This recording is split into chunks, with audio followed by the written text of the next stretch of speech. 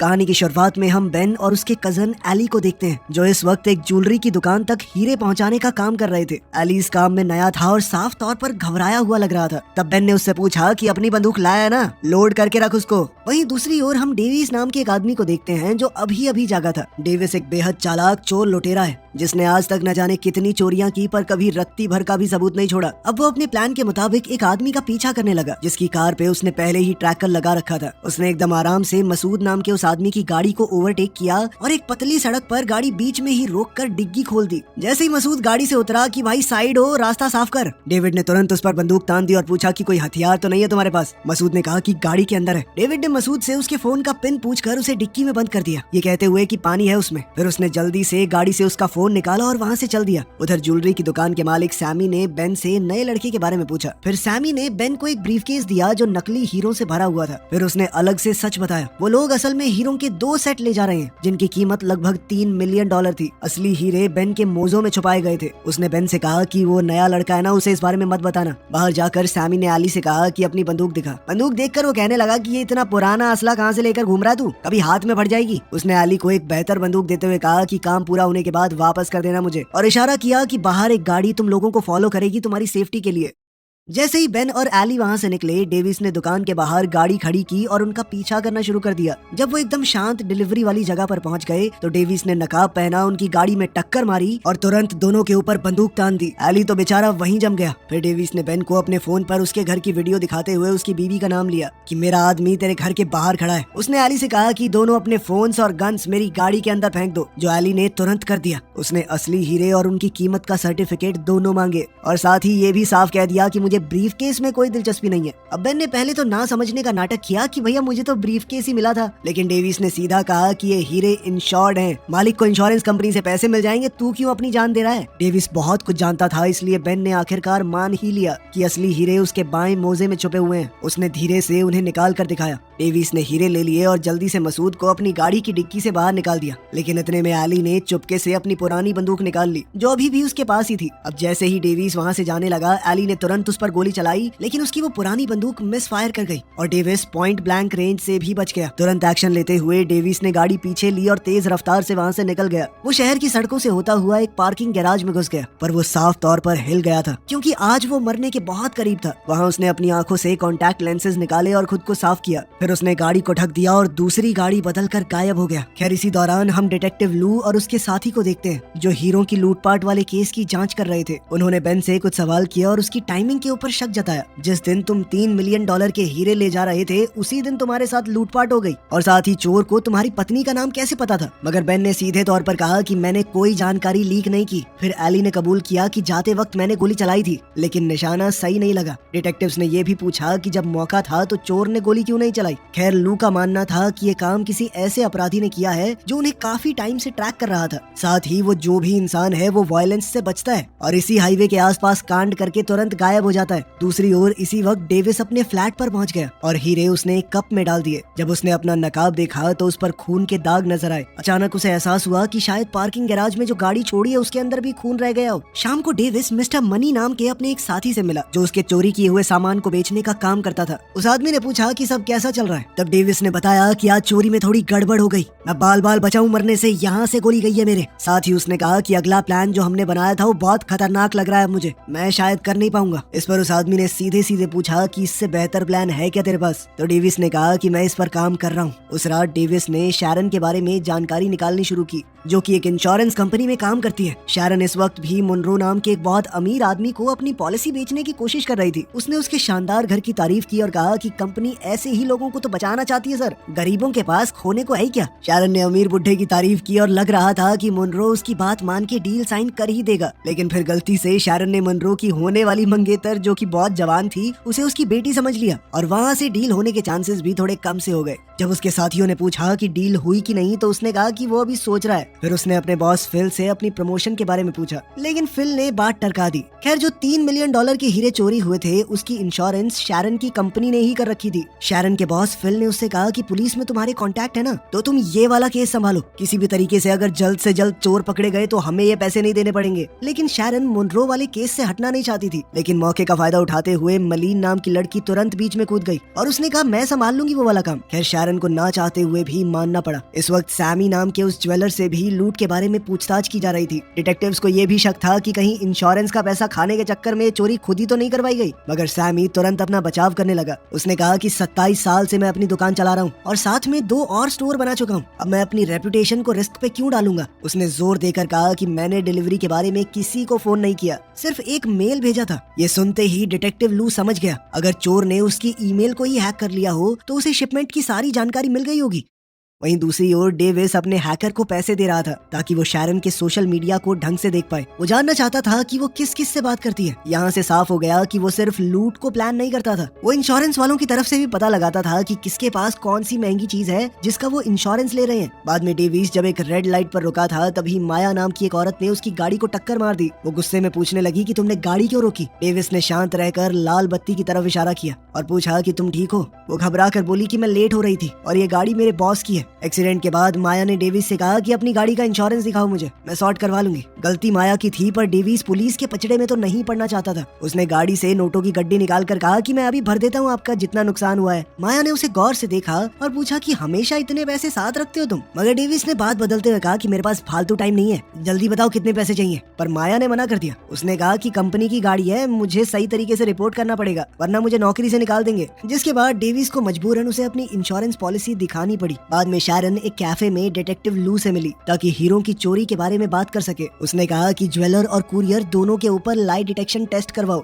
ये सुनते ही लू तुरंत समझ गया कि इंश्योरेंस वाले पैसे देने से बचना चाहते हैं। खैर फिर लू ने उसे कुछ डेटा दिखाया जिससे ऐसा लग रहा था कि इस क्राइम में इंश्योरेंस कंपनी के अंदर कोई शामिल हो। खैर फिर लू ने बातों बातों में बताया कि जो लोग तुमसे इंश्योरेंस कराते हैं उन्हीं के यहाँ पे चोरी हो जाती है। इससे तो ऐसा लग रहा है कि इंश्योरेंस कंपनी में कोई अंदर का आदमी मिला हुआ है चोरों से। खैर बाद में पुलिस स्टेशन जाकर भी लू ने इसी थ्योरी पर काम किया। उसने पुराने केस निकाले, छोटी मोटी लूट को हटा दिया। क्योंकि चोर वायलेंस से बचता था तो उसने ज्यादा वायलेंस वाले केस भी हटा दिए। जो केस बचे उनके अंदर उसे एक पैटर्न दिखाई दिया। ये सारे हाईवे नंबर 101 के पास ही हो रहे थे। इन सभी लूटपाट के केसेस में कोई भी बिना वजह की हिंसा नहीं हुई और लूटने वाला बहुत ही सफाई से बचकर निकल गया। अब लू को पूरा यकीन हो गया था कि इस सब के पीछे एक ही आदमी है। लू के बॉस को उसकी थ्योरी बिल्कुल भी पसंद नहीं आई। इतने सारे केसेस को दोबारा खोलना डिपार्टमेंट के लिए बिल्कुल भी अच्छा नहीं होगा, उनकी थू थू हो जाएगी मीडिया में। उसके बॉस ने सीधे तौर पे कहा कि गड़े मुर्दे मत उखाड़ो, हमारा काम है सॉल्व केसेस का नंबर बढ़ाना। ये सुनकर लू निराश होकर वहाँ से चला गया। उसे पूरा यकीन था कि इन केसेस में जिसे भी पकड़ा गया है गलत ही है वो।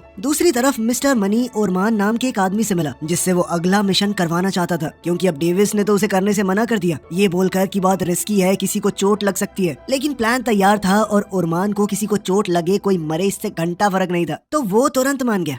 अगले दिन प्लान के मुताबिक एक डिलीवरी वाला बंदा हीरे एक ब्रीफकेस के अंदर लेकर उसे अपने हाथ से हथकड़ी से बांध के जैसे ही अंदर घुसने लगा, पीछे से उरमान उस पर टूट पड़ा। उसने बंदूक दिखाते हुए सबको डराया। उसके अंदर दया नाम की चीज ही नहीं थी। उसने कुरियर वाले को बहुत मारा और आखिरकार चाबी निकलवा ली। फिर एक औरत को उठाकर उसने जबरदस्ती सारे गहने एक बैग में भरने को कहा और आखिर में भी गोली चलाकर सबको डराने के बाद वहाँ से निकला। इसी दौरान डेविस ने माया को माइक के नाम से मैसेज भेजा और उसे डिनर के लिए पूछा। माया मान तो गई, लेकिन उस रात वो डेट के लिए थोड़ा लेट पहुंची। ये जगह माया को थोड़ी फैंसी लग रही थी। उसने कहा कि मैं थोड़ी नॉर्मल सी जगह पे जाना चाहती हूँ, तो दोनों वहाँ से निकलकर एक स्ट्रीट फूड वाली जगह पर आ गए। क्रिस की इस खतरे से भरी हुई ब्लैक एंड व्हाइट जिंदगी के अंदर माया एक रंग की तरह आई थी। उनकी डेट भी काफी अच्छी गई। माया के जाने के बाद डेविस पास के एक टेलीविजन को देखने लगा। ब्रेकिंग न्यूज में एक ज्वेलरी शॉप के अंदर हुई लूटपाट दिखाई जा रही थी, जो आज सुबह 10 बजे के करीब हुई थी। लुटेरे ने पूरा टाइम मोटरसाइकिल हेलमेट पहना हुआ था, जिससे उसका चेहरा कोई नहीं देख पाया। रिपोर्टर ने इसे भी काफी समय से हो रही हाई प्रोफाइल चोरियों से जोड़ा। पुलिस गवाहों की मदद से कोई सुराग बटोरने की कोशिश कर रही थी, लेकिन अफसोस किसी के पास भी चोर के खिलाफ कोई भी सबूत नहीं था। फिर लू ने फुटेज को ध्यान से देखा। उसे कुछ तो गड़बड़ लग रही थी। जगह, टाइमिंग और तरीका तो काफी हद तक पैटर्न से मिल रहे थे, लेकिन इस चोर की हरकतें अलग लग रही थी, क्योंकि पिछले वाला चोर लड़ाई झगड़े वायलेंस से बचता था, मगर इस लूट को अंजाम देने वाला चोर गुस्से से भरा हुआ था, लोगों को मार रहा था। लोग को पूरा शक था कि या तो चोर बदल गया है या फिर किसी और ने ये काम किया है। उधर डेविस गुस्से में मिस्टर मनी से मिलने गया। उसने सीधा सीधा कहा कि ये मेरा प्लान था, ऐसे कैसे किसी और से करवा लिया। मगर मनी कहने लगा कि तूने किया क्या है, तेरी फट रही थी इस काम से। डेविस ने जोर दिया कि बात पैसे की नहीं है, भरोसे की है। तब मनी ने कहा कि अगर मैं ना होता ना तो तू यहाँ तक पहुँचा ही ना होता कभी। इस तरह दोनों के बीच में बात थोड़ी और बिगड़ गई। फिर बाद में मनी ने ओरमान से मिलकर एक नया प्लान बनाया। अब वो खुद कुरियर को लूटने के बजाय डेविस को काम करने देंगे और बाद में उसी को लूट लेंगे। सारा रिस्क उसका और बाद में हम निकल जाएंगे। फिर मनी ने ओरमान को एक हैकर का नाम दिया जिसे डेविस इस्तेमाल करता है और कहीं जाए ना जाए वहाँ जरूर जाएगा वो। जल्दी ही डेविस अपने कॉन्टैक्ट से नई जानकारी लेकर निकला। इतने में ओरमान ने चुपके से उसकी गाड़ी पर एक ट्रैकर लगा दिया। इधर अपने फ्लैट पर वापस आने के बाद डेविस ने शैरन के शेड्यूल और उसकी पर्सनल डिटेल्स पर ध्यान से रिसर्च की। फिर अगले दिन वो उसे बड़े नॉर्मल तरीके से बाहर मिला। उसने उसकी गाड़ी की तारीफ की तो शैरन ने मजाक में कहा कि जिंदगी बोरिंग गाड़ियों के लिए बहुत छोटी है। शैरन ने उससे पूछा कि तुम्हारे पास कौन सी कार है, तो उसने पूरे टशन में जवाब दिया कि डिपेंड करता है कौन सा दिन है, आज तो मेरे पास एक खास गाड़ी है। इस पर शैरन हंसी और बोली कि अगर तुम इतनी आसानी से गाड़ी बदल सकते हो तो मुझे भी तुम्हारा ही काम ज्वाइन कर लेना चाहिए। तब डेविस ने उससे कहा कि अच्छा चलो मॉडल गेस करो कौन सी कार है, अगर तुमने सही गेस किया तो मैं तुम्हें चाबी दे दूंगा। फिर उसने थोड़ा सोचा और एक गाड़ी का नाम लिया, साथ ही उसने कलर भी गेस किया। कलर तो एकदम सही था लेकिन बदकिस्मती से मॉडल गलत निकला और इस तरह दोनों के बीच में बढ़िया बातचीत शुरू हो गई। डेविस ने शैरन को भी अपना नाम माइक बताया। उधर पुलिस स्टेशन में टीम ने लूट की आखिरी कैमरा इमेज देखी। अब लू ने दोबारा पूछा कि ये आदमी जो है ये 101 हाईवे के आसपास दिखा है कभी, जिसका जवाब था नहीं, ये हाईवे पर नहीं आया। जिसके बाद लू ने कहा कि ये लास्ट कैमरा यहाँ पर था और हाईवे के बीच में ज्यादा जगह नहीं है, इतने एरिया में उसने गाड़ी बदली है। उसने जोर दिया कि पूरे एरिया को सर्च किया जाए। बाद में माया डेविस के घर आई। उसने महसूस किया कि तुम्हारा घर कितना खाली लग रहा है, ना तो तुम्हारी कोई फोटो है ना कुछ और। तब डेविस ने कहा कि मुझे ये सब ज्यादा पसंद नहीं है। उसने म्यूजिक चलाया और डांस के लिए डेविस को खींच लिया। वो मजाक मजाक में कहने लगी किसी और को तुम्हें इंसान बनाना पड़ेगा। अब धीरे धीरे डेविस रिलैक्स हुआ और उन दोनों के बीच में नजदीकियां बढ़ गई। फिर अगली सुबह डेविस को एहसास हुआ कि कोई तो उसका पीछा कर रहा है। उसने अपनी गाड़ी चेक की और जल्द ही एक ट्रैकर ढूंढ लिया। अब उसने तुरंत ही नया फ्लैट ले लिया और जगह बदल दी। उसी वक्त लू ने पार्किंग गैराज में छोड़ी हुई चोर की गाड़ी को ढूंढ निकाला। साथ ही फोरेंसिक्स को वहां खून की एक बूंद मिली। लू ने बड़ी उम्मीद के साथ उसे डीएनए टेस्ट के लिए भेज दिया। फिर बाद में डेविस शैरन से एक आर्ट म्यूजियम में मिला। डिनर के दौरान शैरन ने अपना काम समझाया कि वो अमीर क्लाइंट्स की महंगी चीजों की इंश्योरेंस करती है। तब डेविस ने उसे सच बताया। उनकी मुलाकात कोई इत्तेफाक नहीं थी, वो उसके बारे में पहले से जानता था और एक बिजनेस ऑफर देना चाहता है उसे। मगर शैरन तुरंत समझ गई कि वो एक चोर है। उसने सीधा मना कर दिया और कहा कि मैंने अपनी पूरी जिंदगी ईमानदारी से काम किया है। लेकिन डेविस ने कहा कि तुमने किया होगा, पर जिन अमीर लोगों को तुम इंश्योरेंस दे रही हो उन्होंने तो पक्का नहीं किया। इस पर शैरन खड़ी हुई और वहाँ से चली गई। बाहर डेविस ने उसी राइडर को देखा जो उसका पीछा कर रहा था। उसने तुरंत अपनी गाड़ी उसके पीछे लगा ली और दोनों के बीच एक चूहे बिल्ली का खेल शुरू हो गया। ओरमान काफी देर तक बचकर भागता रहा लेकिन आखिरकार एक गाड़ी से टकराकर नीचे गिर गया। फिर वो लंगड़ाता हुआ एक पास वाली बिल्डिंग में गया। वहाँ पर डेविस भी पहुंच गया और उसने अपनी बंदूक तानते हुए कहा कि मुझसे दूर रहना, समझा। इसी दौरान हम देखते हैं कि शैरन एक योगा क्लास में लू से टकराई। तभी लू को हाईवे नंबर 101 के पास एक रहस्यमयी आदमी के बारे में कॉल आई। दरअसल हाईवे 101 के पास ही एक दूसरा चोर चोरी कर रहा था। लेकिन जब पुलिस वालों ने गोलियां चलाई तो समझ आया कि ये तो एक बच्चा है। लू का तो मानना था कि उसके हाथ में बंदूक भी नहीं थी, लेकिन उसके साथ ही पुलिस वालों ने फिर भी गोली चलाकर उसे ढेर कर दिया। इसी के साथ उसके बॉस ने सारे पेंडिंग केस ये कह के बंद कर दिए कि इसी लड़के ने सारी चोरी करी थी, यही है वो मेन चोर। उधर इंश्योरेंस ऑफिस में मेलिन को वाहवाही मिल रही थी। असल में मुनरो के साथ जो इंश्योरेंस डील चल रही थी वो आखिरकार पूरी हो गई। सारा मेन काम किया शैरन ने, मेलिन आखिर में डील साइन करके आ गई। इसके बाद शैरन ने चुपचाप मार्क से अपनी प्रमोशन को लेकर बात की, मगर मार्क ने फिर से बात को टाल दिया। जब शैरन ने कहा कि मैं अपने सारे क्लाइंट्स लेके किसी दूसरी कंपनी में चली जाऊंगी तो उसका बॉस फिल उसकी बेइज्जती करने लगा कि 53 साल की बुढ़िया को कौन लेगा, मुझे डराने की जरूरत नहीं है। उधर लू को डीएनए टेस्ट की रिपोर्ट मिल चुकी थी। फिर वो बड़े ध्यान से उसे स्टडी करने लगा क्योंकि उसके अंदर एक उम्मीद थी कि शायद इससे सच बाहर आ सकता है।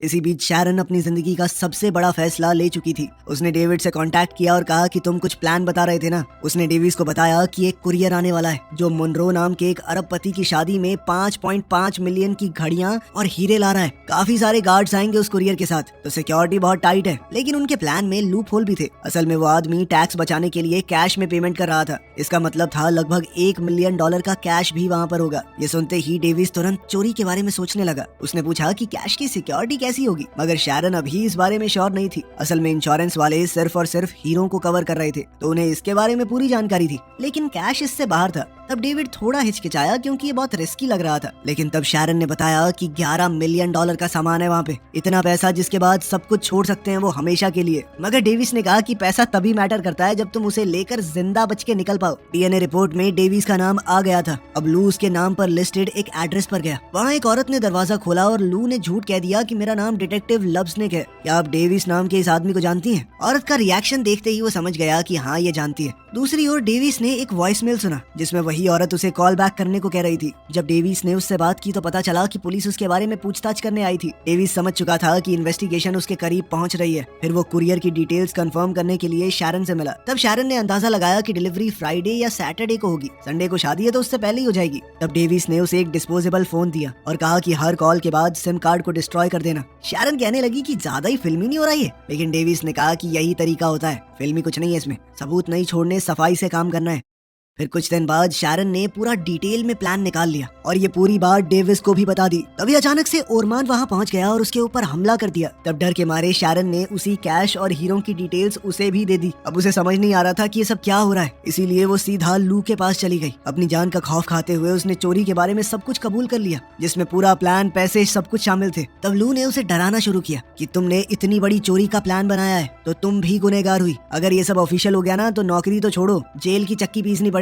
उसकी सुरक्षा के लिए लू ने उससे कहा कि तुम अपने घर मत जाना और कुछ समय के लिए मेरे घर पर रुक सकती हो। साथ ही उसने कहा कि इस माइक के बारे में मुझे बताओ, हर छोटी से छोटी बात। अब लू ने एविडेंस रूम में जाकर डेविस के खिलाफ सबूत जोड़ने शुरू किए। उसी वक्त डेविस ने माया से कहा कि मुझे काम के लिए शहर छोड़ना पड़ेगा। माया को महफूज रखने के लिए डेविस ने उसे ज्यादा बात नहीं बताई और इससे चिढ़कर वो रिश्ता तोड़कर चली गई। उसे खोकर डेविस बहुत फ्रस्ट्रेटेड था। खैर फिर लूट वाले दिन डेविस एयरपोर्ट की तरफ बढ़ा, जबकि उसे ये बिल्कुल नहीं पता था कि ओरमान के पास भी पूरी इन्फॉर्मेशन है और साथ ही लू भी उसके प्लान के बारे में जानता है। डेविस बड़ी चालाकी से ड्राइवर के पास गया और उस पर बंदूक तान कर उसे किडनैप कर लिया। अब वो खुद ड्राइवर बनकर कुरियर को लेने जाने वाला था। वहीं लू मिस्टर फॉस्टर के नाम से अंडरकवर बैंक कुरियर से मिला। अब वो घड़ियों और हीरो वाला बैग लेकर खुद कुरियर बन के आ गया। गाड़ी में नकली ड्राइवर और नकली कुरियर दोनों चले हुए थे। जल्द ही वो उस होटल में पहुंच गए जहां मुनरो रुका हुआ था। जैसे ही वो कमरे में पहुंचे डेविस ने तुरंत बंदूक निकालकर सबको नीचे बैठने को कहा। साथ ही कहा कि वो कैश निकालो जो तिजोरी में भरा हुआ है। जब लू डेविस के कहे मुताबिक ब्रीफकेस से घड़ियां और हीरे निकालकर उसके लिए एक बैग में भरने लगा तो पता चला उसने अंदर एक बंदूक रखी हुई थी। वो उसने निकालकर डेविस पर तान दी और बताया कि मैं एक पुलिस वाला हूँ, सरेंडर कर दे। इस पर डेविस ने कहा कि मैंने कभी किसी को चोट नहीं पहुंचाई, मैं अब जाकर अपना रिकॉर्ड खराब नहीं करना चाहता। हालात बहुत टेंस हो गए और तभी ओरमान अंदर घुसा और उसने दोनों पर ही बंदूक तान दी। डेविस से बिल्कुल उलट ओरमान वायलेंस में पूरा मानता था। उसने बिना रुके मुनरो को गोली मार दी। इसी अफरा तफरी में डेविस ने वापस फायर किया और ओरमान को मार डाला। आखिरकार सब कुछ खत्म होने के बाद लू ने डेविस से कहा कि मैं जानता हूँ तुम ही हाईवे 101 वाले चोर हो, तुमने कभी किसी को खरोंच तक नहीं मारी, आज मेरी जान बचाने के लिए एक आदमी को मार दिया। लू का दिल बदल गया कि डेविस एक अच्छा इंसान है जिसे समाज की वजह से चोर बनना पड़ा। उसने कहा कि जल्दी से जो ले जा सकते हो ले जाओ। साथ ही उसने मुनरो से कहा कि जैसा मैं कहूँगा वैसा ही करना, वरना ऐसी टैक्स चोरी की इंक्वायरी बैठवाऊंगा तेरे ऊपर कि जेल में चक्की पीसेगा बुड्ढे। उसने बैकअप को बुला लिया ये कहकर कि एक आदमी लूट खसोट करने आया था, उसे मैंने मार दिया है, साथ में मिस्टर मुनरो को गोली लगी है। आखिर में डेविस ने अपने वादे मुताबिक लगभग $3 मिलियन शैरन को भिजवा दिए और अपनी चमचमाती हुई गाड़ी लू के लिए छोड़कर चला गया। उसने माया को भी चिट्ठी भेजी जिसमें उसके बचपन की एक फोटो थी, तो शायद हीरोइन भी मानी जाएगी। वीडियो पसंद आई तो लाइक कर देना, चैनल को सब्सक्राइब कर लेना। मिलते हैं अगली वीडियो में।